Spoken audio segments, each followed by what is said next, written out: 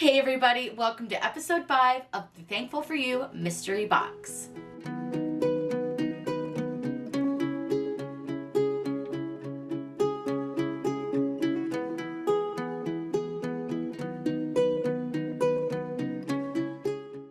This one was really fun to make, and I hope that you guys will love it as much as I do.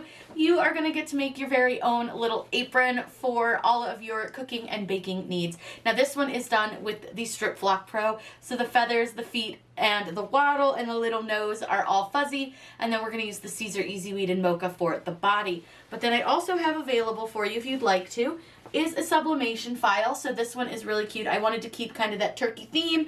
Now one thing I will say is because these are gray, it is going to pick up a little bit of that gray color when you press it, so it's not going to be super bright, but it was really fun and I think it still looks really cute. So you can kind of do either way. You can do sublimation if you have a sublimation printer, or you can use all of the Strip Flock and the Easy Weed to make this one. So it's up to you and how you want to do it.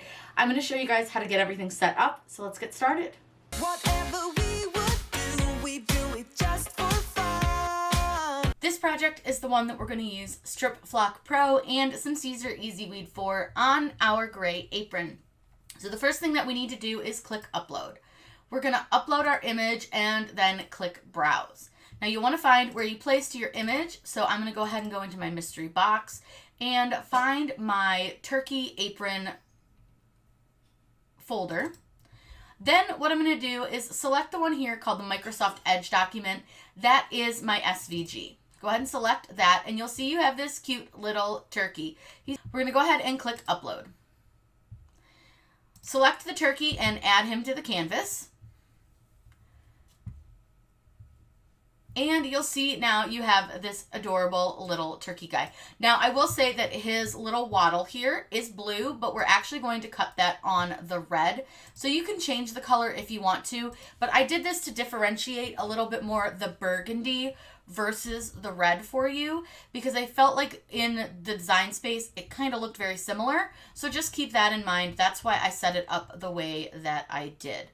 Now, for this little turkey guy, I'm going to go ahead and click ungroup really quick for you and show you all of his parts, because he does have several different parts. So the first thing you'll see here is you have his nose, you have his yellow feathers, and his yellow feet. Now, I have them all detached because I want to be able to lay them differently. So if I wanted to lay the feathers first, I could. If I wanted to lay his feet first, I could. So that's why I don't have those grouped or anything. I just thought that was A, going to waste a lot of vinyl by doing that, and B, I felt like it was just going to give us a little more freedom to move some things. So then we have his wattle, which is going to be red. His body is going to be the Easy Weed Mocha. You could also use the electric copper if you wanted to. You can layer on either one of those types of vinyl, so feel free to use whichever color you like best. Then I have his red feathers, which are actually going to be the burgundy color, and we have his orange feathers. So what's going to be fun is his feathers, his nose, and his feet and his wattle are all going to be soft and fuzzy, and his body will either be the Easy Weed Mocha or the copper electric, whichever you so choose. Now we will need to size him. I did not size him purposely because I figured you guys could use him lots of different ways and however you wanted to use him. So he is not sized exactly to the size of the apron. Now, with the size of the apron, you can really go very large with your turkey, so it's going to be up to you how big you want to make him. You can really go from about 12 inches wide to 10 inches tall, so I'm going to make him pretty big. So I'm just going to kind of expand him. I think he looks pretty good about that size. I think that's a pretty good size for little Mr. Turkey here. Now, because we are using HTV, you do want to mirror. However, because this turkey really doesn't have any wording, he doesn't have a right or a left foot necessarily, you don't have to mirror if you don't want to. I'm going to, just because I like the wattle being on this side. So what I do to mirror is I actually flip my design on my canvas before I hit make it. That way I don't forget to mirror, and Cricut Design Space is less likely to mess up my mirroring. So what I do is I click flip at the top of the screen and I just flip it horizontal. Now, like I said, you're not going to see a ton of change in the turkey, except for his feathers will be on different sides and his wattle will change, but everything else is kind of the same. But that way he's mirrored and he's ready to go. Now all you have to do is hit make it. Now, Strip Flock is a very different product, so let me show you a way that you can find the cut settings for this product. At 143vinyl.com, scroll down a little bit and you'll see this resources option. Click on that and you're going to find the cutter and press settings document. Choose that one and then click here to download the file. Once you've done that, you're going to scroll down till you hit the HTV, which is all right here. So now what we're going to look for is Siser Strip Flock Pro. So you'll see that they're all kind of lined up right here on the side. So you're going to look for Siser Strip Flock Pro right here. So this says Custom Iron-On Plus. So for your Cricut Maker, I would recommend doing iron-on, everyday iron-on with more pressure. But as always, try doing a test cut. If you don't know how to do a test cut, check back at the food table video because I show you what a test cut is and how to do that. So we'll go ahead and select iron on, more pressure, and get ready to cut this out. So we're going to be working with our Strip Flock Pro and Easy Weed, but Strip Flock Pro is a much thicker, heavier HTV than you may be used to, and you'll see that it has a very, very shiny side and then a much duller side. But if you're ever not sure which side to cut on, just use your pin pen and lift up a corner, and just one little small corner will do, and you'll be able to see which side is the vinyl and which side is the clear piece. So all we're going to do is load this onto a mat. Now I do recommend using a fairly sticky mat for this, because the Strip Flock Pro is pretty curly. It's thick, it's heavy, so it doesn't always like to stay on your mat. So the stickier the mat for this, the better you'll be. So I'm going to go ahead and get this lined up. And I just want to make sure I press this down really well. And we're going to go ahead and load this into the machine. This is cut on the iron-on setting with more pressure. It works great for my machine, but make sure that you do some test cutting when working with your own machine. So I'm going to go ahead and get all of our pieces cut out for our turkey, and then we can start weeding.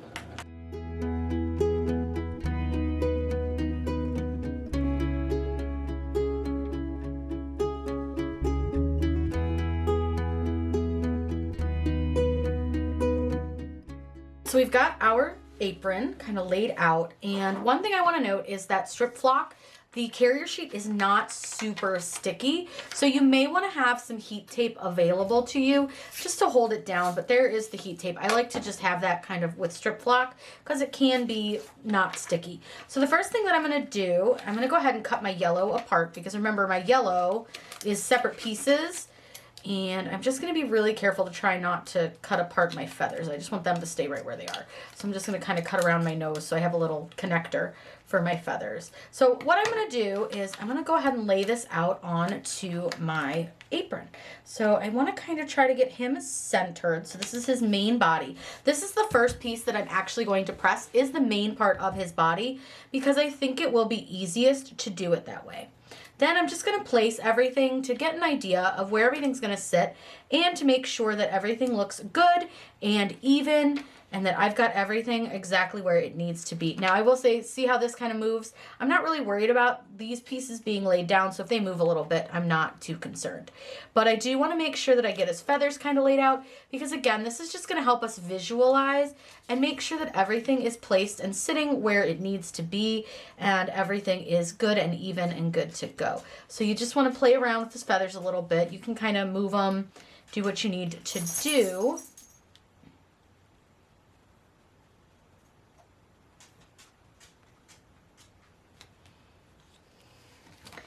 And I will say these ones did sit a little bit funny on him, so we'll make sure we get those put down. There we go, that looks good.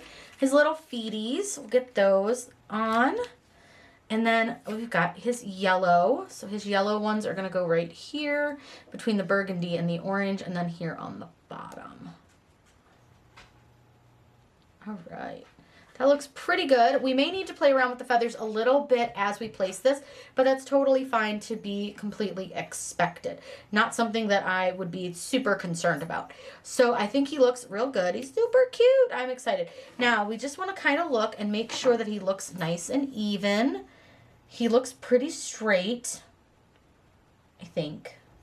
I might need to straighten him out a little bit. He's a little to the one side. So what I'm going to do, it's probably going to peel most of it up together, so that's good. but it doesn't have to. It's okay. We really just need to be concerned mostly about his body being straight. Okay, I think that looks better. Yes, this looks much better. So we're going to go ahead and I'm going to peel all the pieces off, and I'm just going to put them over to the side. I like to dry fit. That way you make sure everything fits correctly. So then I'm just going to peel this off, and you want to make sure you get all the parts off that aren't this brown, because this is going to be our first press. So this is the Siser Easy Weed. Now this does press at about 305 for 10 to 15 seconds, but we are going to actually press this at 310 for just a few seconds to layer it. So I'll take you guys over to the heat press and we'll get everything pressed. When you press HTV, it's important to make sure you have a Teflon sheet to protect your heat press and your HTV from each other. Now mine is held on with some magnets. I'll link everything down below for how to set this up. It's really easy. But what we're doing is we're just going to press the main body of our turkey for just a couple seconds. There is a pressing pillow under here to just make sure to raise this up over any seams, and then I have the pocket off of our press right now. I'll need to raise it a little bit when I put his legs on, but for now we're going to go ahead and just press him just like this.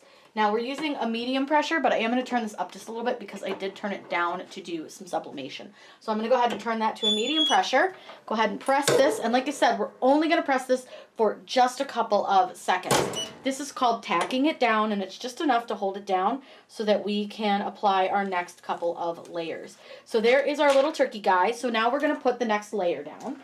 Honestly, you can kind of choose whatever layer you want to. Now here's kind of the nice thing is that I can actually press his nose and his feet really at any time. It's up to me when I want to do that because it really shouldn't be in the way of any of his feathers. But the waddle is going to be in the way, so I definitely don't want to press that just yet. But I think what I'm going to go ahead and do, I'll do his feet and his nose and then his orange feathers. Because it's important to make sure that you don't have anything under, like carrier sheet wise, under any other pieces of HTV.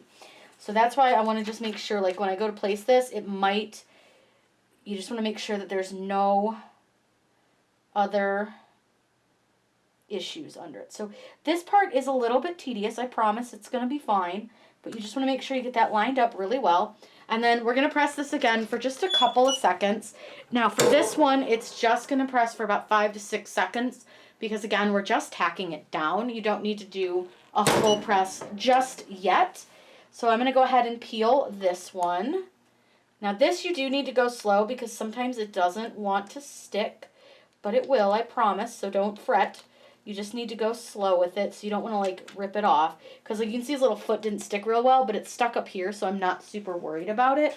But I do think his feathers might not have stuck very well.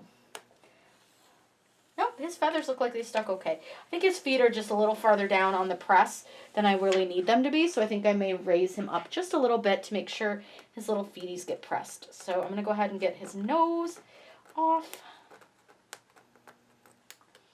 All right, get his nose. Now we can press his waddle anytime, so I'll just go ahead and press his little waddle on since we're here. And like I said, I'm going to pull this up just a little, just so I can make sure his little feeties are going to get pressed. Okay. So now let's go ahead and do the yellow. Let's do the yellow. So to do the yellow, I'm just going to line it up again. And for this one, I don't remember which way it went. So I think the yellow goes down here. I'll move his waddle for just a second because I may need to press that with a different layer. All right. Now keep in mind HTV does shrink. So like this looks like it's going to be a little bit too far away from the way it was supposed to lay. So what you can do is if you think it's just a little bit off, you can just cut them apart. You don't have to worry about them, you know, being completely lined up because you're going to line them up anyways on their own area. So if it's giving you fits because it does shrink a little bit, what you can do is just line them up by yourself. So you can just kind of cut the feathers into their own pieces and put them out how you want them to go. Because then you can kind of line them up a little bit easier. So that looks pretty good. That looks good. And then his waddle isn't going to be under anything, so I'm just going to press his waddle at the same time. Okay, that looks good. Okay, now we're going to go ahead and press. And again, we're going to press for just a few seconds. Nothing crazy. Don't want to get out of hand with it. Just a couple seconds. I'm going to go like 6-7 seconds on this one. And then I'm going to go ahead and pull this up. Now you'll see his little feeties did press better that time, so I'm not worried about it. Let's get his waddle. If you guys don't know, that's what that's called. That's called a waddle. And then we're gonna go ahead and grab these and peel those off. And then our last layer is going to be our burgundy feathers. Now these ones I'm sure I'm going to need to cut apart, and that's okay. It's not a big deal. Like I said, sometimes it just doesn't want to line up the way you want it to, and that's okay. Not a big deal. We'll just fix it on our own. But you can see kind of how the feathers shrunk a little bit. But don't worry, it's going to look perfect and adorable regardless of a little bit of shrinking. So it's fine. I wouldn't worry about it. It's still going to be very, very cute. So what I'm doing is just kind of lining these guys up. I think I actually want to move this one in a little bit more. You may not have a ton of space between your feathers. That did happen to me the first time I tested this.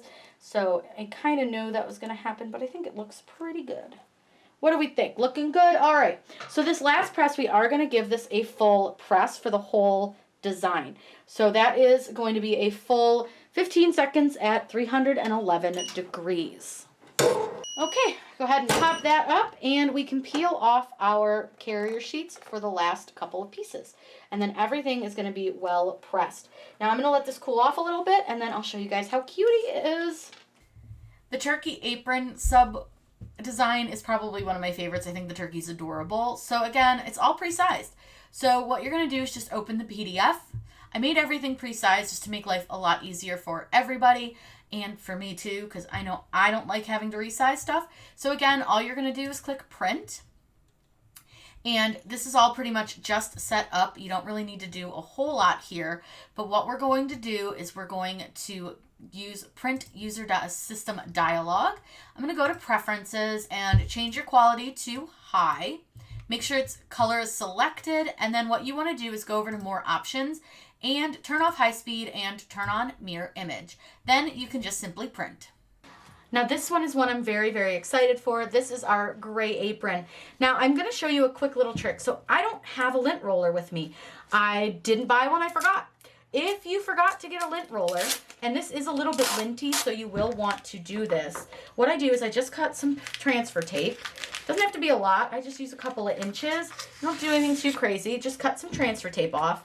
And you can actually use this to remove your lint. So like I said, make sure you do that to this apron because I have two of them and both of them do have a little bit of lint on them. So I do recommend doing this just to make sure that you don't have any like stray pieces of lint. But you can see I'm just putting my transfer tape down and pulling it up, and I'm just gonna do that kind of all over where our turkey image is gonna go. That looks pretty good. I think I got most of it off. And then you can just toss this, and easy as that. So if you don't have a lint brush, you're good to go. So here's our cute little turkey design. I think he's so fun.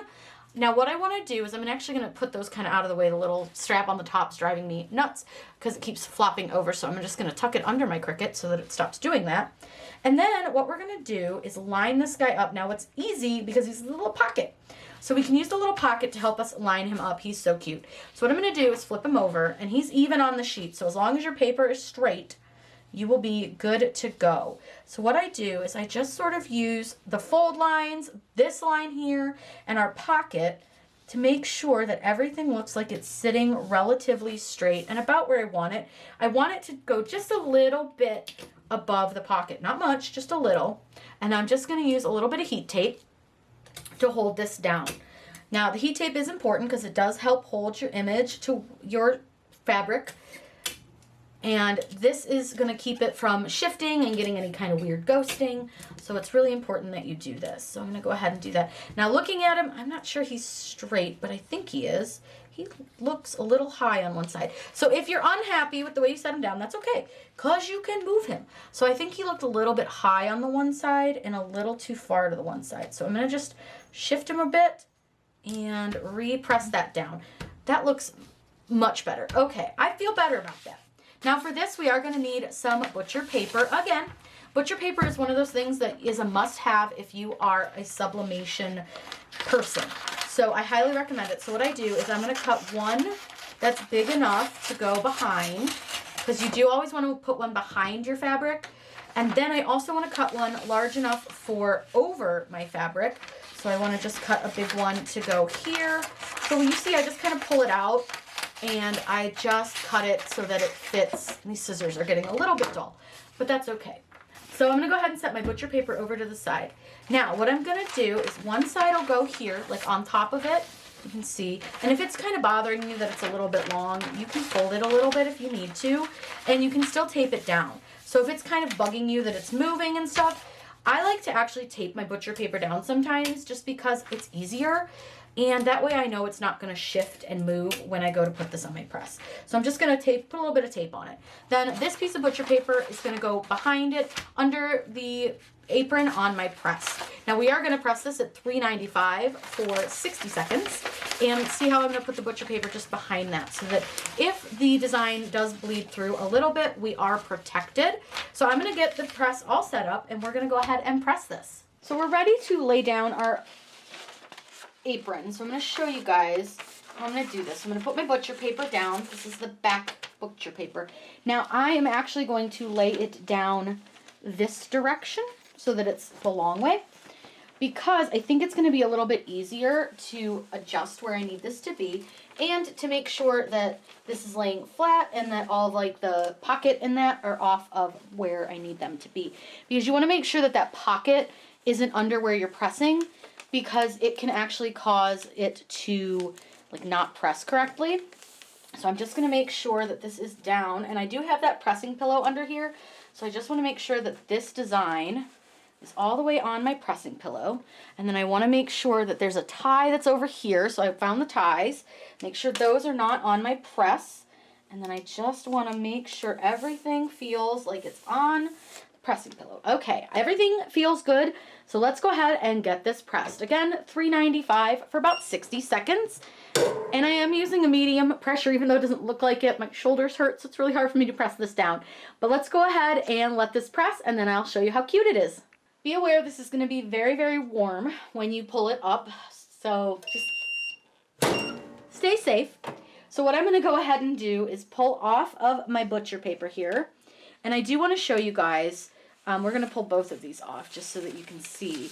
Now, you're going to notice that the picture isn't like crazy bright, and there's a reason for that, because we pressed on gray, so it is picking up some of the gray color. But what I wanted to show you is why we place butcher paper onto the design. Do you see how the design is on the butcher paper? That could have transferred over to our press. You see that it's not really on this side, but it's on this side. So just keep that in mind. That's why we use the butcher paper. Here are the finished aprons. So you can see on the right, we have our sublimated apron. And like I said, the colors are not quite as vibrant as they would be on white. And then on the left here, we have the one done with Siser Strip Flock Pro and Siser Easy Weed. The Strip Flock Pro is so fun. It just gives it a little bit more dimension.